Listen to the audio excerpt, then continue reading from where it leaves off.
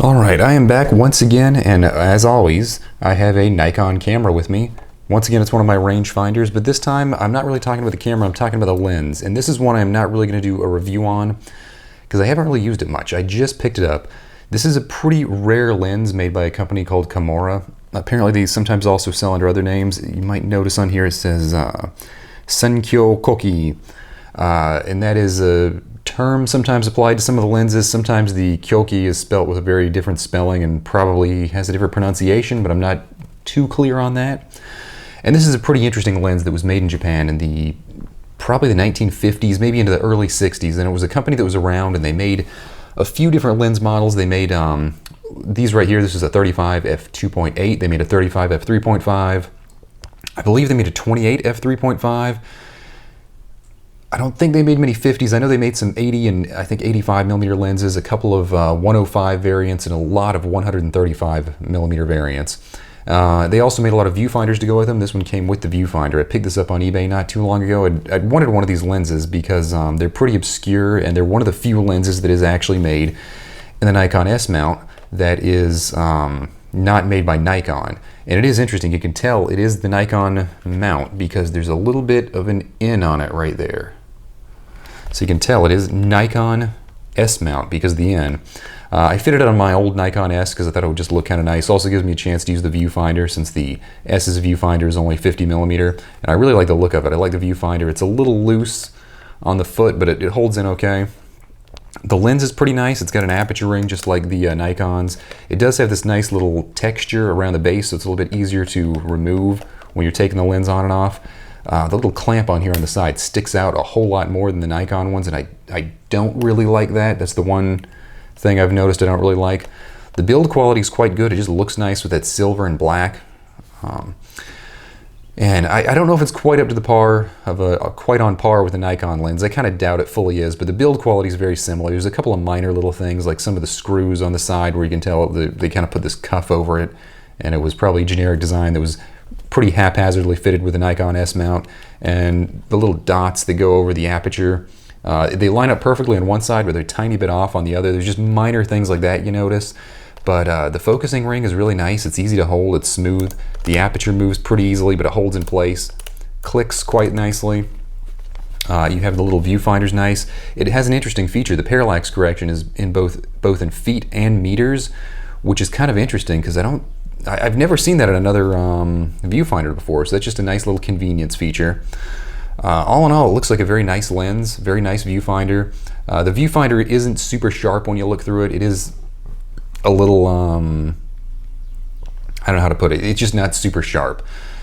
I will say the same thing happens when you look through the Nikon Verifinder when it's set to the 35 millimeter frame line. It's not very sharp, and even at 50, it's not very sharp. So I think that just might be an issue you find with a lot of the old wide-angle finders, is that some of them are just not especially sharp, but they get the job done. So I think I'd rather have it and have it be a little dull than have a much sharper internal finder that doesn't cover the 35 millimeter frame lines. So I'll use it for now, but I find it very interesting. Just the quality is pretty good overall. Like I said, not perfect, but not bad. And it was a nice little kit because, as I said, it came with the lens, the viewfinder, and it also came with this case right here.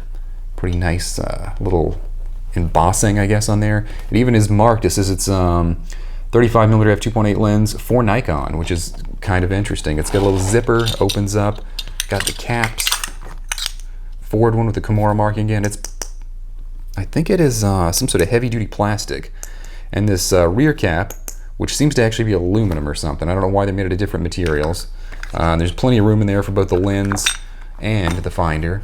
I didn't get a lens hood with it. I've seen a couple of these lenses here and there with lens hoods, but these lenses are pretty rare, so I don't know if they came with it or if it was a thing you had to buy separately. I find it kind of strange it would come with a finder but not a lens hood, but then again, a lot of wide-angle lenses didn't really seem to include lens hoods. I don't know exactly why, but it seems like that was kind of a trend back then.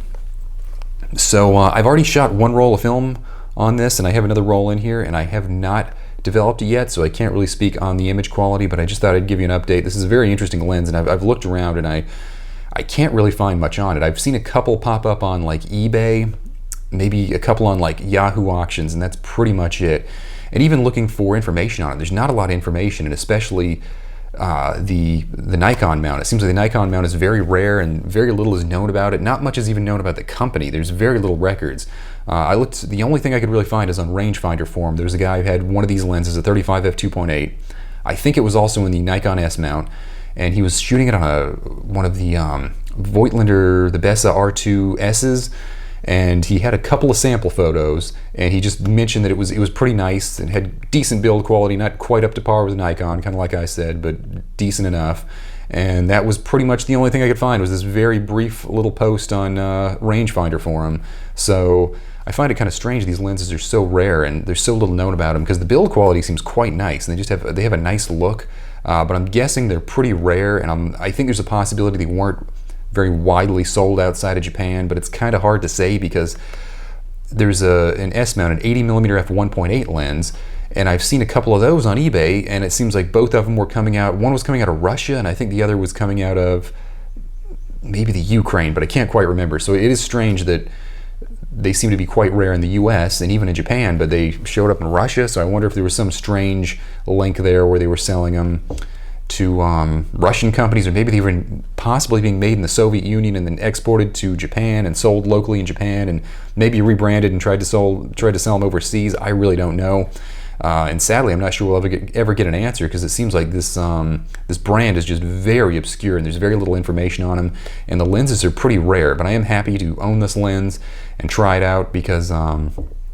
I was like a good 35, and this one seems like a pretty good 35, and I've wanted to try one of these generic Nikon lenses for a long time and just see how it stacks up to the vintage Nikon lenses, or I guess the original Nikon lenses. This lens itself is vintage, it's from around the same time, but it'll be interesting to compare them and see how Nikon stacked up to a much smaller third-party producer. I think Nikon will probably win out, but I'm hoping this lens has some interesting characteristics, because it just has a nice look, and from the sample photos I saw on Rangefinder forum, it did seem like it had kind of interesting color renditions, so I'll be happy to try this out with color film and see how it comes out. So I'll be back to you later with more updates and hopefully some good sample images of how this camera works, and I mean how the lens works and how it works with this camera. So far I'm liking it.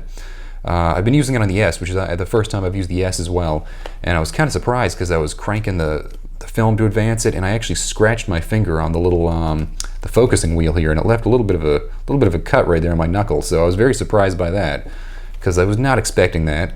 But you know, lesson learned. So I'll keep that in mind next time. I'll have to be more careful, and I guess use my fingers when I advance and not try to use the whole hand. But again, who would have thought, you know? So lesson learned. But that's pretty much it for this week. I'm going to do this little update, and then I'll hopefully be back in a week or two, maybe a little longer, with a pretty definitive review on this lens.